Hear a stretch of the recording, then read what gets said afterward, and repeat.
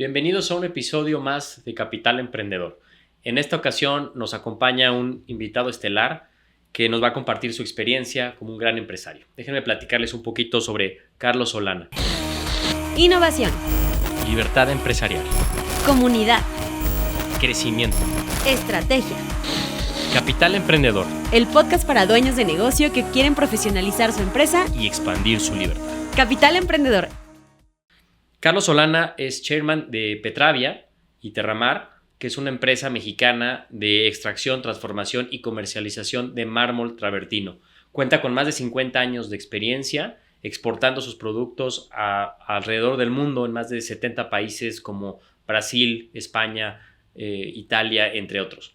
Y además hoy cuenta con todo un proceso de profesionalización e institucionalización que nos va a compartir un poco de su trayectoria. Entonces, bienvenido, Carlos. Gracias por venir a Capital Emprendedor. A ti, Alejandro. Gracias por la invitación. A tus órdenes. Un gusto tenerte por acá, Carlos. Y pues me gustaría empezar con una pregunta que creo que es muy relevante.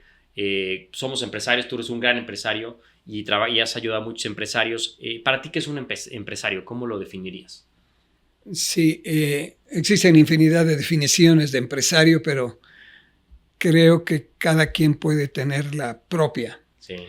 Yo pienso que un empresario es una persona que siempre está inconforme con la situación de las cosas, ¿no? Uh-huh. Una persona que cuando tiene un auto quiere dos, cuando tiene una tele quiere tres, que nunca está conforme con la situación de su país, quisiera que estuviera en un mejor lugar.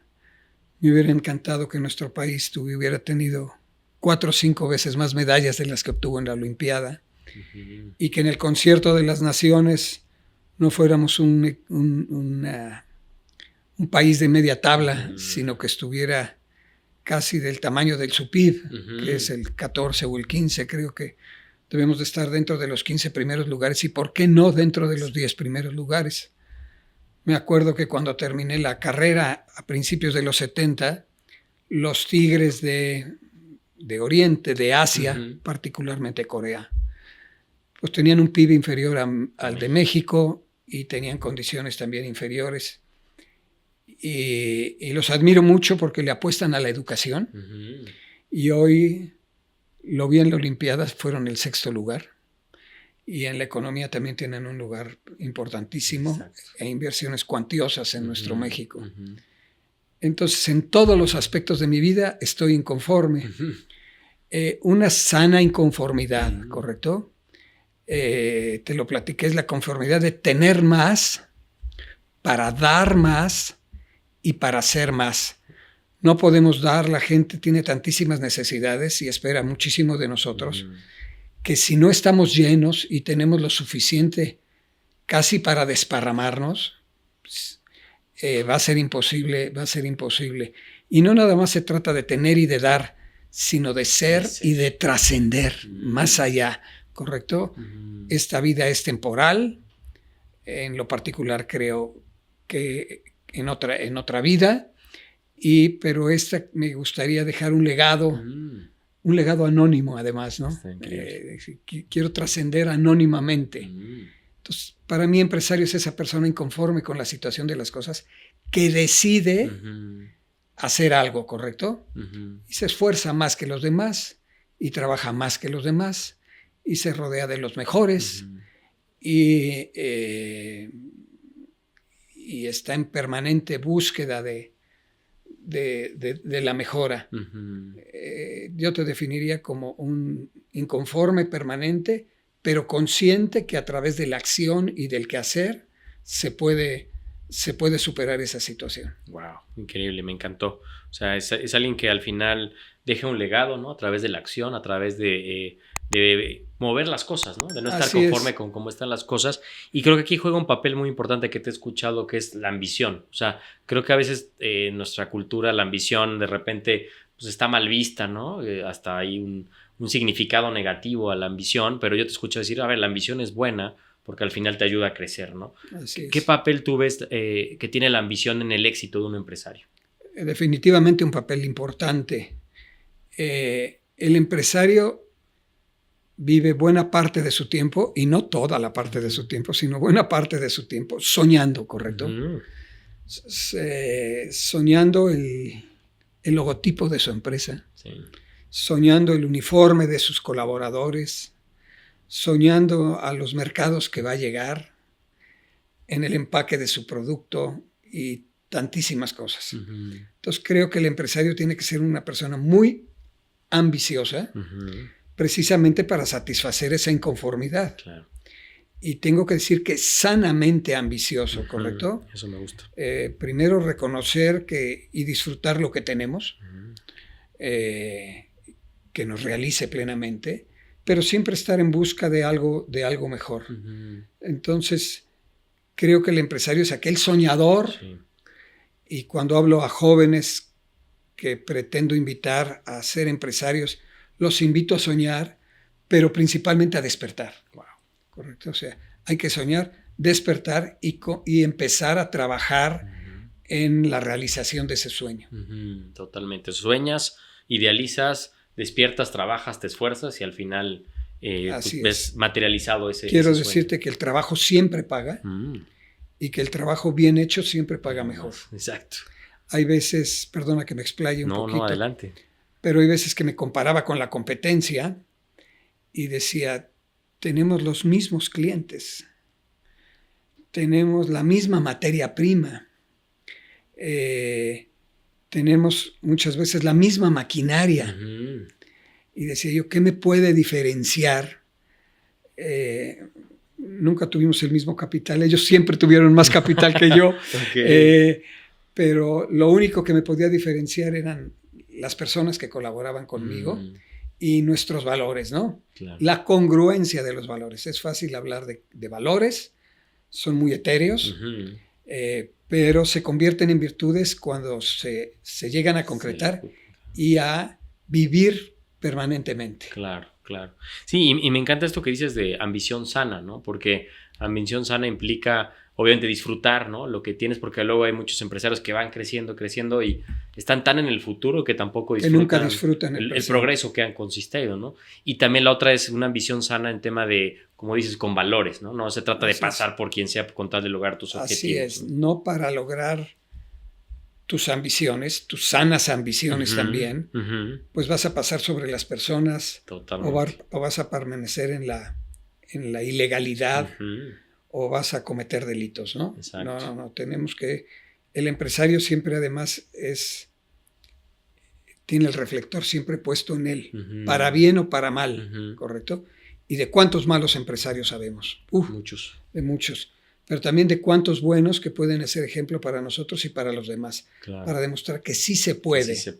Y que hacer el bien siempre paga y que trabajar también siempre paga y que hacerlo correctamente y hacerlo mejor que los demás paga más, ¿no? Wow, me encanta. Sí, al final es hacer el bien, esforzarte, ¿no? Y todo tiene una consecuencia. Y es hacer las cosas bien, como tú dices, cuando el empresario es exitoso y lo hace bien, pues es un ejemplo y abre la brecha para que todos los demás que otros lo hagan. Lo mantengan, ¿no? Incluso tienes una frase que me encanta que es, lo que no crece, decrece. Así es. ¿A qué te refieres con...? Pues que cuando tú no creces, si estamos en el ambiente empresarial, en el ambiente de la vida en general, la vida, sí. Y no das un paso hacia adelante, sí. Te creces porque los de atrás los están dando, ¿correcto? Exactamente. Entonces te van a alcanzar y probablemente te irán a superar. O sea, el tema es, la vida es progreso, es crecimiento. Es crecimiento, es una carrera de fondo, no es una carrera de velocidad, ¿correcto? No son los 100 metros, es el maratón. Es el maratón y se vale caer y se vale que se te desate el zapato y que te pares y lo amarres y que continúes. Exacto. Sí, y para eso también entra un papel importante que es la resiliencia, ¿no? Que en tu camino seguramente tuviste épocas retadoras, ¿no? En el negocio y cómo a partir de eso pues sales incluso fortalecido, ¿no? Para seguir creciendo.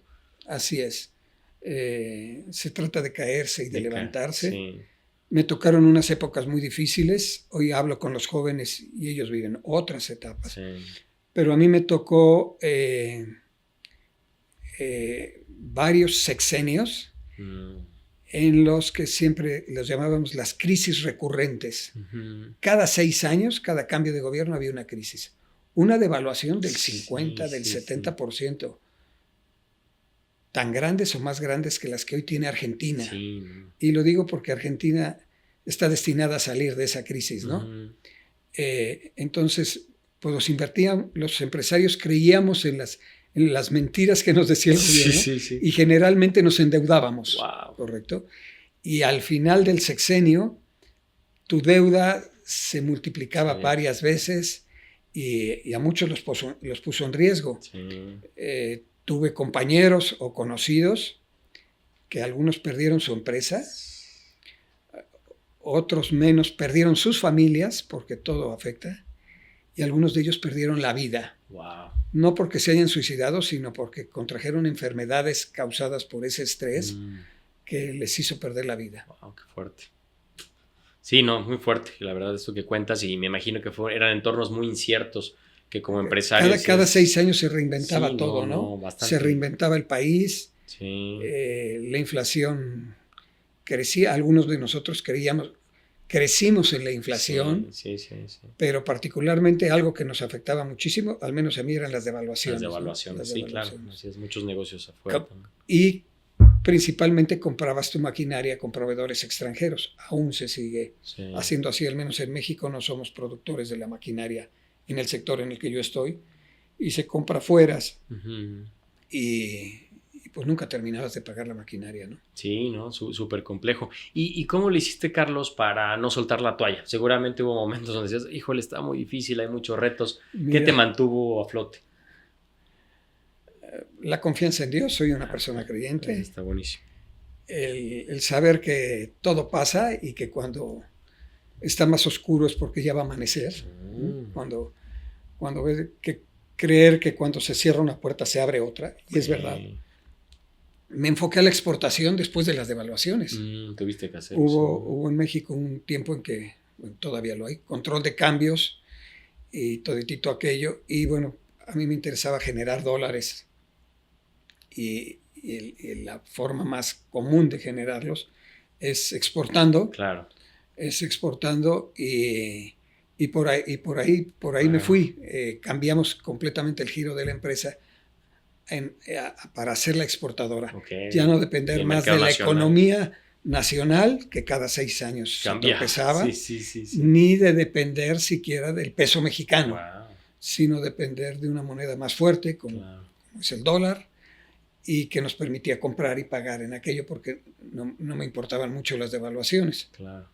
Ahora me importan, y lo digo con mucha satisfacción, las revaluaciones, ¿no? Que afectan mis exportaciones. Entonces me dice, ¿cuánto exportaste? Pues fíjate que el 10% más en dólares, pero en pesos solo el 90%, ¿no? Solo el 90%. Pero así es la vida. Claro. Y prefiero el beneficio de todos mis connacionales y de todos los habitantes de México que el mío en particular. Claro. Ahora estamos evaluando tener ventas al menos al 50% nacionales y 50% para no tener ninguna dependencia. Claro. No, pues qué impresionante cómo a pesar de la adversidad eso te dio la creatividad de buscar una nueva estrategia. La madre de la creatividad es la necesidad, ¿correcto? Es la necesidad. Está buenísimo.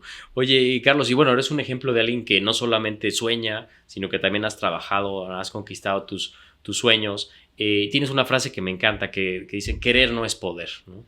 Así es que he oído mucho que dicen, sueña, yo digo, pero despierta. Exacto. Y lo que te dicen es que querer es poder, no. Querer es una sana intención, ¿correcto? Hacer, ejecutar, actuar es poder, hacer es poder. Exactamente. ¿Correcto? Actuar es poder. Sí. Entonces, deséalo con mucho entusiasmo y trabaja en las herramientas del día con día para hacerlo realidad. Totalmente. El deseo es importante porque te da la energía, la motivación. Es el que te motiva. Pero a lo mejor es el que te pone el destino, ¿no? Claro. Te dice, mi deseo es vender aquel país. Bueno, no puede quedarse en un deseo. Claro. Tienes que acompañarlo de muchísimas acciones. De mucha ejecución, ¿no? Disciplinada. Sí, eso es súper importante. Y justo un factor que también creo que ha sido muy exitoso de tu negocio es el tema del equipo, ¿no? El tema humano. Te he escuchado decir el factor más importante de una empresa es la gente, ¿no? Que al final la gente es la que mueve la organización. Entonces, ¿cuál es tu filosofía en este tema de las personas, del liderazgo? Bueno, creo que la persona humana no únicamente es el Homo sapiens, aquel gorila que anda de pie, sostenido sobre las plantas de sus extremidades inferiores, que ocupa sus manos como herramienta,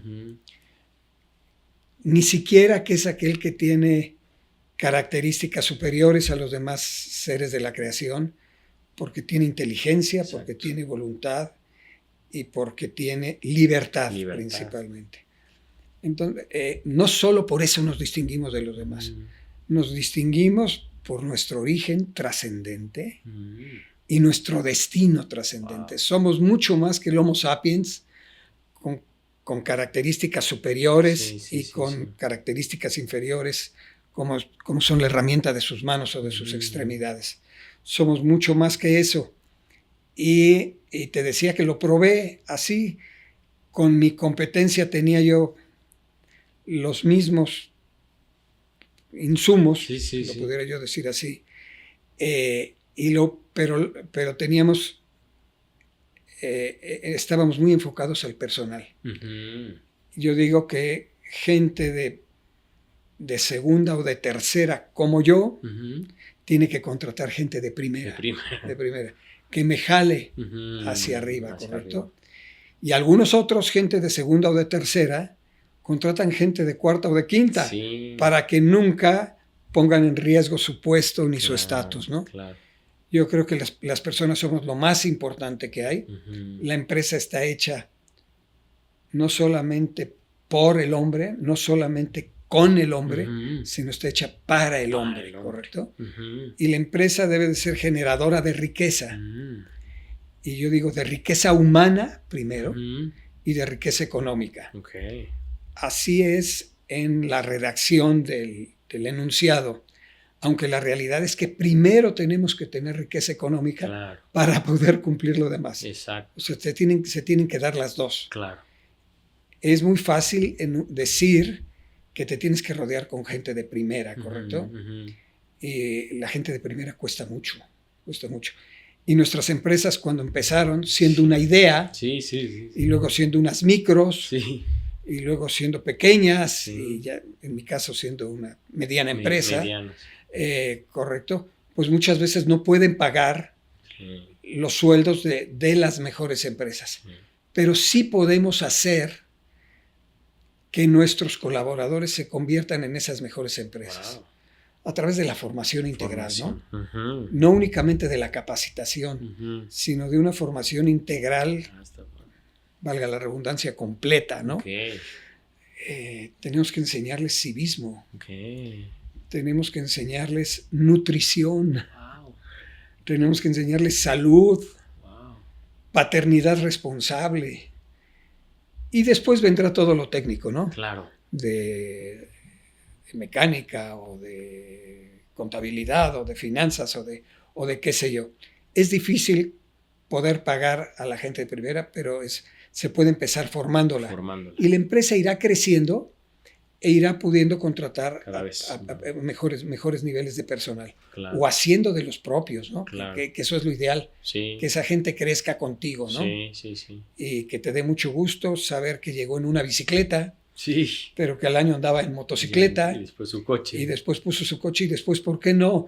Tiene a lo mejor una flotilla de taxis y él se dedica estando en la empresa, pero tiene ya otras. Y que puedas asistir a su casa, hacer alguna junta de la empresa, ¿no? En su sala de estar, porque es tan digna como la misma oficina o como la casa del jefe, ¿no? Del jefe, ¿no? Sí, me encantó esto, Carlos, que mencionas de formación a la gente, no solamente en la parte técnica, sino también la parte humana civismo. Y eso está interesante. Ustedes, digamos, tienen un plan para eso. Yo digo que, lo escuché por ahí, todo lo que digo lo he escuchado en otro lado, que lo que nos diferencia a las personas no es nuestra estatura, ni el color de nuestra piel, ni el color de nuestros ojos, ni nuestra resistencia, sino que es lo que llevamos en el corazón y lo que llevamos en la cabeza, que se llaman valores y conocimiento. Los valores por sí mismos pueden ser improductivos, ¿correcto? O sea, es una persona muy buena, de muchos valores, pues que está ya sentada sobre la piedra meditando, ¿no? Claro. Y genera bien poca riqueza. Claro. O puede haber gente que es muy, muy capaz y los conocemos. Sí. Y me voy a referir a los políticos o a los narcos. Sí. Hombre, que por incapacidad pocos les ganan, claro, pero que no tienen un solo valor, ¿no? Y están dispuestos a pasar sobre quien sea o a envenenar a las personas o a traficar con ellas. Me encantó. Sí, como conocimiento y valores. Conocimiento y valores. Buenísimo. Es más importante que el grueso de tu cartera, ¿correcto? Claro. El ancho de la cartera. De la cartera. Sí, es más bien por quién eres, no por lo que tienes, ¿no? Exacto. Y ustedes en esta parte han decidido formar a su gente en valores y también la parte obviamente técnica. Así es. Hay programas, cursos de desarrollo integral. Está buenísimo. En el que se les da a las señoras, a las esposas de mis colaboradores, cursos de nutrición, ¿verdad? Wow. Y bueno, hay veces que no pueden comprar un filete de carne de res, pero que sí pueden comprar soya, claro, o algún otro vegetal o qué sé yo, que pueda tener las mismas características nutritivas que la carne. Y a los padres, a los hombres, pues les enseñamos paternidad responsable, ¿no? Está buenísimo. No se trata de traer hijos al mundo. Claro. Formar familia también. Claro. A las esposas les inculcamos que no tengan una dependencia económica del hombre. Porque es lo que nos hace ser muy machos. Totalmente. Yo te golpeo y yo te tengo para tener hijos. Dependes de mí. Porque te mando una vez al mes el gasto. Claro. Y no debe de ser así, ¿no? Sí, no. Creo que el hombre y la mujer somos seres humanos con la mismísima dignidad. Claro. Y que no solamente no debemos competir entre nosotros, sino debemos de complementarnos para competir con los demás, ¿no? Claro, sí, hacer equipo. Sí, me encantó esto que comentas, Carlos. Incluso tienes una frase que también cuando la escuché me hizo reflexionar mucho, que es: las empresas son lo que es su gente y su gente es lo que son los jefes, ¿no? Sí, habla de responsabilidad. O sea, finalmente la empresa, y te lo digo porque lo he vivido, he conocido empresas que tienen todo el capital, pero todo el capital, la cantidad que son los dueños del banco, ¿correcto? Y van a poner una empresa, entonces no hay problemas por el capital. Sí. Algunos otros que tienen el mercado, porque tienen las relaciones, a veces políticas, a veces humanas, para conseguir el pedido que fuese. Algunas otras que tienen una gran tecnología y tienen la maquinaria state of the art, de punta de lanza. Y otras cosas que carecen de alguna de esas cosas, o como la mía en el inicio, de todo, ¿correcto? De todo. Con lo único que contaban era con el punch y con el deseo, claro, y con la ambición y con la ilusión del jefe. Sí. Y que salieron adelante porque algunas de esas que tuvieron esas cosas que acabo de mencionar quebraron, y algunas otras que únicamente teníamos el compromiso de nuestra gente, salimos adelante. Wow, ¿no? Interesante. Salimos adelante. Entonces, sí creo sinceramente que las empresas son lo que son su gente y que la gente es lo que son sus jefes. ¿Correcto? Sí, de la responsabilidad de como líder estar creciendo, ser buena persona. Así es. Y no descuidar todas las áreas de crecimiento que se puedan dar en la empresa, ¿correcto? Claro. Sí, está increíble. Creo que es una gran reflexión de que nuestra gente es nuestro mayor capital que tenemos que cuidar, desarrollar, porque al final... Y luego creo que los empresarios debemos de ser como talladores de piedras preciosas, ¿correcto? Se recibe una piedra que no es uniforme, que no brilla, un carbón, ¿correcto? Y tenemos la obligación de, como buenos talladores, esculpirla, brillarla, sí, moldearla. Seguramente me lo vas a preguntar después, pero a lo mejor me dices cuáles son sus peores momentos. Los peores momentos en mi vida han sido tener que despedir gente, por razones justificadas o injustificadas, por razones internas o externas. Pero porque siento que he fallado, que tuve un carbón en las manos y que fui incapaz de sacarle todo el potencial y de convertirlo en una piedra preciosa. Wow, esa es una gran mentalidad, porque a veces le echamos la culpa al colaborador, sí, ¿no? Es que él no tiene, no hace las cosas. O el mercado se cayó y bueno, pues quito a los vendedores, ¿no? Sí. O qué sé yo. Claro. No, los momentos más difíciles para un emprendedor son aquellos en los que no genera riqueza humana, sino que genera pérdida humana.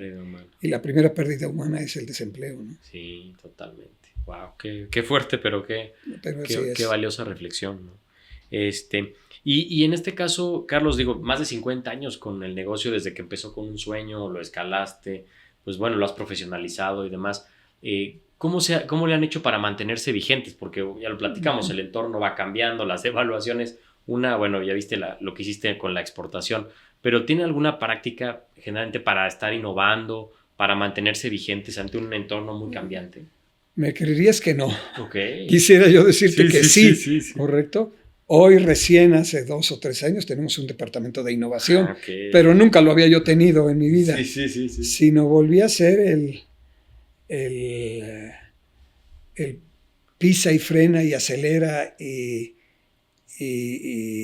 corrige el camino y todo aquello, siempre acompaña, nunca perdiendo la ilusión, claro, y siempre teniendo la certeza de que pronto va a amanecer y de que se va a abrir una puerta mayor o qué sé yo, y aprendiendo de nuestros errores. O sea, es un permanente aprendizaje. Yo te diría, fíjate que sí, además es verdad, he tenido mucha suerte, una suerte. La suerte va acompañada de mucho esfuerzo de mis colaboradores. Exacto. De mis colaboradores. Pero sí ha sido prueba-error, corregir el camino, etcétera. Tener información muy actualizada. Yo no creía mucho en la contabilidad. Hasta que alguien me dijo que era los ojos de mi empresa, ¿no? Wow. Me dijo, la contabilidad son los ojos de la empresa. Y si tienes información adecuada y oportuna, te va a decir que ahí hay una curva cerrada, que de aquel lado está el pavimento mojado, que allá se adelgaza el camino, se estrecha.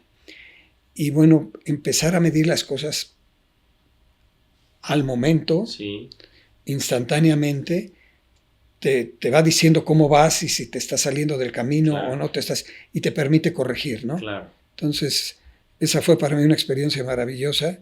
Yo creía que la contabilidad era la ciencia del cumplimiento, ¿no? Del cumplimiento. Y cuando le digo, mira, al final las sumas se igualan. Sí. O sea que al final lo ajusto y me da sumas iguales. Y me dijo el profesor de contabilidad que después se convierten en finanzas, ¿no? Ajá. Que después primero hay que entender un balance, y después cómo interpretarlo. Claro. Pero yo creo que si me dices qué te ha hecho permanecer y mantenerte en la industria y crecer, unos años se crece mucho, otros pocos y otros se decrece, pero bueno, ahí estamos. Ha sido el tener información a tiempo para corregir. Exacto. Para tener óptica. Para tener óptica, exactamente. Subirte al árbol y poder ver el bosque. Exactamente. Y eso te lo da la información que te da la misma empresa. Escuchar a los demás, ¿no? Claro. Y es algo bien interesante. O sea, si no dominas los números, la parte financiera, primero contable, pues no vas a poder dominar tu negocio porque, como tú decías, pues no puedes controlar tus costos, Exacto. no sabes tus gastos. Puedes tener una gran demanda de tu producto y si tienes costos altos, pues cada vez que vendas vas a tener una pérdida, ¿correcto? Exactamente. O al revés, puedes tener un excelente producto muy bien hecho, pero que es caro, y que no compra el cliente, porque existen competidores u otros sustitutos, ¿no? Claro. Sí es muy importante tener información necesaria. Buenísimo. Obviamente la contabilidad y las finanzas te la dan en conjunto en todas las áreas de la empresa. Te hablan del departamento de ventas, te hablan del departamento de producción, del de mantenimiento, el de inventarios en ventas, etcétera, ¿no? Pero tenemos que tener información de todo. Y hoy esa información es interna. Necesitas también tener una información externa del entorno. del entorno, qué va a pasar, qué viene, etcétera. Totalmente. ¿No? Me encantó. O sea, al final es tener la inteligencia de negocio, ¿no? De negocio. Para tomar decisiones. Así lo llaman ahora ustedes. ustedes. Le llaman así, lo llamamos así. Sí, pero creo que es súper relevante eso. Yo siempre he visto que el cambio del emprendedor al empresario se da cuando el emprendedor empieza a dominar sus números. Empieza a leer sus reportes, empieza a tomar decisiones. Y yo creo que ahora algún conocimiento que debe de tener el empresario, siempre, recién, y lo he aprendido de mi hijo, el de finanzas. El de finanzas. Es clave. Qué bueno que eres ingeniero mecánico, qué bueno que eres doctor, qué bueno que eres arquitecto. Sí. Por favor, hazte una maestría en finanzas. En finanzas. Totalmente. ¿No? Y si vemos los países desarrollados que manejan los mercados y algunas otras cosas, pues no están en el área de producción, ni en una nave de producción, ni siquiera en una trinchera de ventas, ¿no? Están metidos en sus números, manejándoles para sacarles provecho. Totalmente de acuerdo. Sí, creo que es importantísimo. Otra característica, junto con la de las finanzas, es la del orden, ¿eh? Exacto. Yo quería estudiar ingeniero mecánico y estaba yo becado y bajó mi promedio en las materias duras, matemáticas y físicas y termodinámicas, y tomé mis materias o mis créditos de administración, porque era ingeniero mecánico administrador. Y me di cuenta, me terminé graduando de administrador de empresas. Me hubiera encantado ser ingeniero, pero no pude, la verdad. Y cuando terminé la carrera, dije, lo primero que me va a preguntar mi padre es qué es un administrador de empresas. Y decía, administrador de empresas es aquel que sabe poquito de muchas cosas, pero que es capaz de rodearse y de coordinar a los que saben mucho de pocas cosas. Sí. Entonces, pero aprendí también que empecé en la empresa, siendo el recepcionista, el secretario, el contador, el chofer, el cobrador y el cargador. Y me di cuenta que algo junto con la contabilidad y las finanzas, que debe de existir orden. Y después por ahí, siempre he escuchado que Dios es amor, pero recién me dijeron que Dios es orden. Es orden. Y se me quedó, me dice, mira, el universo es ordenado, no chocan las estrellas, el sol sale siempre a la misma hora, es decir, a la hora que está programada, la lluvia cae de arriba hacia abajo, etcétera. Y creo que una característica que debe de tener un empresario es ser muy ordenado. Muy ordenado. Que va de la mano también con la disciplina, ¿no? O sea, ser obviamente, muy disciplinado. Obviamente, sí. Ordenado. Sabes qué tienes que hacer, a qué hora debes hacer. Sabes dónde están las cosas. Totalmente. No tienes sobrantes, etcétera. Sí, ¿no? Me encantó. El orden me parece que es vital. ¿no? Es vital. Y además de las finanzas y el orden, que creo que es vital, ¿en qué otra cosa se tendría que formar un empresario para ser exitoso?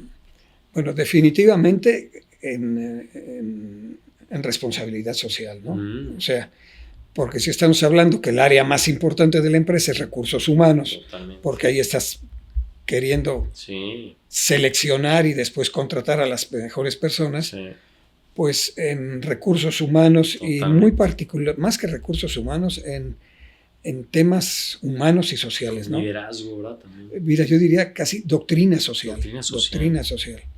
Obviamente que implica liderazgo, ¿no? Que implica liderazgo, pero también... Sí, la parte humana. La parte humana. No son números, son personas que sienten igual que nosotros, que esperan una palmada al final del día, que esperan un saludo con un apretón de manos y llamarlos por su nombre de pila. Nos ha tocado ver cómo la mano de obra fue sustituida por los robots, ¿no? Y hoy entra a cualquier planta automotriz o proveedora de automotriz y todas tienen robots, ¿no? Todas tienen robots. Entonces la mano de obra fue reemplazada por los robots. La mente de obra también ha sido reemplazada, y yo digo por el software, ¿no? Tanto, hoy por la inteligencia artificial, nada más échate eso, ¿no? Que todavía no lo acabo de entender. ¿Qué van a estudiar los niños si no va a ser necesario estudiar? Es un concepto que me cuesta trabajo y que después te pediré tu opinión sobre él. Lo que no podemos sustituir es el corazón de obra. Exacto, ¿no? exacto. Una sonrisa al llegar frente a un mostrador a pedir un producto, una sonrisa de un colaborador que te está resolviendo el problema de mantenimiento de una máquina, la alegría que te da cuando tiene un éxito o cuando tiene un hijo uno de tus colaboradores o qué sé yo, eso es insustituible. Claro. Entonces, saber que la persona humana es insustituible y de que la empresa fue hecha para él y con él, pero para él, ¿no? Me encantó. Está hecha para el hombre. Me encantó. Alguna vez escuché una frase, creo que es de Lorenzo Servige, ¿no? Que es, hay que crear empresas altamente productivas y plenamente humanas, ¿no? Sí. Es el eslogan de Bimbo. Es uno de mis mentores. Bueno, yo quisiera que fuera mi mentor. Él descansa en paz, pero un genio, me hubiera encantado. Tomé alguna clase con él. ¿En serio? Tomé alguna clase con él. Y ese es el eslogan de su empresa, que muchas otras hemos copiado dentro de nuestra misión, ¿no? Por ahí la ponemos. Pero sí tenemos que hacer empresas altamente productivas y plenamente humanas. Está buenísimo. Plenamente humanas. Me encantó. ¿Y cuál fue tu experiencia conocer a Lorenzo Servige? Pues lo tomé en un diplomado de alta dirección. Qué padre. Y llegó acá a un hotel de la ciudad, al Mesón del Ángel. Y llegó en un Jetta negro. Muy austero, con su chofer muy austero. Yo pensé que iba a llegar en helicóptero. Me acuerdo de su vestimenta, unos zapatos, los llamamos choclos. Me recordé mucho de mis profesores de la infancia, ¿no? Que llevaban unos zapatotes, sus zapatotes negros, su traje negro, su camisa impecable y blanca, pero con una corbata negra. Y hablándonos vivencialmente, con una sencillez que únicamente tienen los grandes. Claro. De anécdotas de cómo habrían rutas de ventas en el sureste mexicano, en los ríos, ¿no? En los ríos, y donde él iba a abrirlas, y muchas cosas hermosísimas, ¿no? Tipazo, sí, ¿no? Creo que es un personaje muy admirado y ha dejado huella. Y como él, debe de haber muchas personas, sí. Hay veces que nos dejamos rodear por el entorno que habla de la gente mala. Sí. Y quiero decirte que la gente mala son pocos y muy conocidos, y hay mucho más gente buena que desgraciadamente no cacarea el huevo, ¿no? Sí, por su misma humildad. Por su misma humildad, sí. Que está muy padre. Oye, Carlos, la verdad es que ha estado increíble esta conversación y preguntarte un poco, porque tú has transicionado desde ser un emprendedor con tener este sueño, después poco a poco ir creciendo tu organización, pasar por las adversidades, de evaluaciones y todo, hasta ahora que ya entiendo que estás en una fase incluso de institucionalización, donde ya hay un director general, tú realmente estás como presidente del consejo. ¿Cuál ha sido tu lección principal de pasar a esta última etapa como presidente del consejo? Mira, México es un país que ocupa los primeros lugares en emprendedurismo. Sí. En un año se crean infinidad de empresas, más que muchos otros países, ¿correcto? Sí. Es de los principales países en los que se crean nuevas empresas, pequeñas empresas, ¿correcto? Pero es por mucho el país con más mortalidad. Es la palabra que quería decir. Te iba a decir siniestralidad, no, mortalidad de empresas. Entonces parece que la curva es decreciente. Se crean 100 empresas, al final del año nada más sobrevive el 10%, no le hagas caso a mis números. A los 2 años de ese 10% ya nada más quedó el 3%, y a los 4 el 1%, y a la segunda generación ya ninguna. Bueno, esa curva parece ser decreciente, no parece ser, lo es. Y por eso es tan importante que nuestras empresas sobrevivan. Sí. Y muchas veces el fundador o el emprendedor tiene el punch que le da la edad. Y la edad te cobra la factura también, ¿no? Entonces hay momentos en que ya no tienes ese punch. Sí. Tampoco ya no tienes esa ambición, porque has logrado mucho. Has conquistado cosas, claro. Has logrado mucho. y tienes que buscar el relevo. Uh-huh. Que si es una empresa familiar, bueno, pudiera venir de la familia. No necesariamente, ¿eh? Sí. Porque si en la familia no hay quien cubra los requisitos de un director general, pues se debe de buscar externo. Fuera. Y pensando en eso, y sobre todo porque la edad te cobra la factura, tengo 74 años y medio, más de casi 75, y pues si me dices, oye, vamos a viajar mañana a Sudamérica y nos regresamos pasada mañana, te digo, déjame pensarlo durante un mes y a organizar mi agenda y a ver si vamos o no. Y tuve la suerte de tener un hijo que, igual que a mí, no le gustaba la empresa cuando entré, y que ahora se ha enamorado de ella, y que pretendo formarlo en valores y en conocimiento. Y decidimos institucionalizarla, ¿correcto? Me ha costado mucho trabajo definir institucionalización, pero lo definí como todo lo contrario a improvisación. O sea, cuando no sé cuál es la definición, sé cuál no es la definición. Sí. Y hacíamos muchas cosas con sentido común, siempre improvisando, ¿no? Siempre improvisando. Y ahora se decidió dejar de improvisar y crear un consejo. Tenemos un consejo consultivo, no es un consejo de administración. El consejo de administración lo forman mis hijas. Pero tenemos un consejo consultivo en el que mi hijo escogió a 3 participantes y yo a los otros 3 participantes. Y yo escogí gente de mi edad o mayor que yo, porque escogí a mis maestros, ¿no? Aquel que me había dado finanzas y de las que te platiqué, y me enseñó el ciclo de la empresa, desde una aportación de capital, que puede ser propia o financiada, hasta convertirla en activos, y después en materias primas, y después pasarla por el proceso, y después pasarla a un almacén, y después venderla y convertirla en cuentas por cobrar, hasta que finalmente se convierte en dinero y regresa aquello. El chiste de esto es que siempre sobre algo. Exacto. Él escogió a 3 de sus compañeros, gente de 30 y pico de años, 37, 38 años. Algunos de ellos estudiaron en las mejores universidades del mundo. Buenísimo. Y hoy son directores de empresas transnacionales en Latinoamérica o en México. Y yo a mis maestros, ¿correcto? Wow. Y decidimos que fuéramos 3 y 3 para que no hubiera, para que estuviera muy bien balanceado. Y ellos defienden a la empresa, no defienden a nada. Y cuando decimos cosas que van contra la empresa, la defienden o nos renuncian. Y nos han llevado primero a tener información correcta. Claro. Y después tener planes, y después medir los indicadores claves, ¿no? Sí. Y tantas otras cosas, promocionarnos a través de las redes y otras cosas muchas que no iban con mi edad y con mi personalidad. Yo cuando entro a la empresa cuido mucho los costos, ¿correcto? Iba yo a costos. Sí. Y mi hijo, todo lo contrario, va a fomentar los bonos por productividad, ¿correcto? Y por resultados. Y bueno, son 2 épocas distintas las que nos han tocado vivir. Los 2 nos llevamos bien. Claro.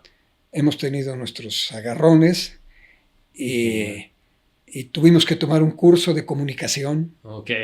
Y definimos los roles de padre e hijo. Yo siempre seré su padre y él siempre será mi hijo. De amigo a amigo. Claro. Y del de jefe subordinado, ¿correcto? Yo soy el presidente del consejo. Pero él es el director de la empresa. Entonces, yo puedo hacer mención o hablar con él dentro del consejo, pero no meterme adentro de la operación. Claro. que es algo que me costó mucho trabajo, muchísimo trabajo. Ya no estoy en la empresa más que como presidente, y me impuse como el garante de los valores de la empresa, ¿correcto? Entonces estoy mucho en recursos humanos, siendo el garante de los valores de la empresa. Esa es mi principal responsabilidad. Wow, increíble, ¿no? Pues la verdad es que es una historia fascinante, una historia de éxito que inspira a muchos empresarios. Carlos, gracias por compartirnos toda esta trayectoria tan exitosa y además, bueno, de resiliencia, ¿no? Que también has tenido. Y bueno, que has llegado a este punto donde ya estás en la fase de la institucionalización, que también, como tú decías, pocas empresas llegan hasta esa fase. Entonces, muchas felicidades y gracias por compartirnos una gran historia de éxito. No, gracias a ti. Nada es mérito mío. Es de mis colaboradores y de las circunstancias que me han rodeado, porque nací en una excelente familia, tengo una excelente familia, tengo magníficos hijos y bueno, los resultados deberían de ser positivos. Claro. Y un ejemplo para poblanos, porque además son líderes nacionales en la industria, entonces la verdad eso habla muy bien de que en Puebla también se pueden hacer las cosas bien. Además soy orgullosamente poblano. Exactamente. Orgullosamente poblano. Creo que los mexicanos para sacar la casa por nuestro país debemos de amar primero nuestra región, como lo hacen en otros países, ¿no? Sí, primero son gallegos o tejanos o qué sé yo, y después son norteamericanos o españoles o qué sé yo. Soy orgullosamente poblano, orgullosamente mexicano. Creo que el mexicano tiene lo mejor de dos culturas, de nuestra idiosincrasia, lo mejor de los indígenas y lo mejor de la cultura occidental a través de los europeos. Y como tengo lo mejor de ambos dos, perdón por la... ¿por la qué? ¿Cómo se dice? Bueno, ya sabemos, por haber repetido lo mismo dos veces. Somos mucho más que cualquier otro. Claro. Soy mucho más que el indígena y soy mucho más que el europeo. Soy mexicano, orgullosamente mexicano. Me encanta esa mentalidad, Carlos. Oye, Carlos, y si pudieras darle un mensaje a todos los empresarios que nos están escuchando en toda la República Mexicana o en otros países, ¿cuál sería el mensaje principal que les quieres compartir a estos empresarios que están, como tú, quizá buscando en otra etapa, buscando crecer su negocio, generar riqueza humana y también económica? ¿Qué mensaje te gustaría compartir? Primero, que no hay recetas de cocina. Exacto. Pero creo que los valores, el conocimiento, no podemos frenar en ningún momento nuestro crecimiento en valores y en conocimiento, el orden, la atención a la contabilidad y a las finanzas, y el estar seguros de que los peores momentos van a pasar, ¿correcto? Buenísimo. Vivimos siempre, es la historia de la vida, ¿no? La historia de la vida, que es una onda. Es una onda. La cuestión es que la tendencia sea siempre positiva. Claro. Por ahí me dijeron que generalmente el campeón jonronero en el deporte del béisbol también es el campeón de ponches, ¿no? Pero siempre se le reconoce por los jonrones, nunca por los ponches. Por los ponches, está buenísimo. Excelente, Carlos. Oigan, gracias, Ale. Pues padrísimo. Si quieren contactar a la empresa de Carlos, la página web es www.petravia.mx. Ellos son líderes nacionales en comercialización, extracción y transformación de mármol travertino. Entonces ojalá puedan entrar a su página web, los que les interese los productos que ellos ofrecen. Y bueno, les dejamos esa página. Agradecer su preferencia, su confianza. Gracias por escucharnos y sigan escuchando más episodios de Capital Emprendedor.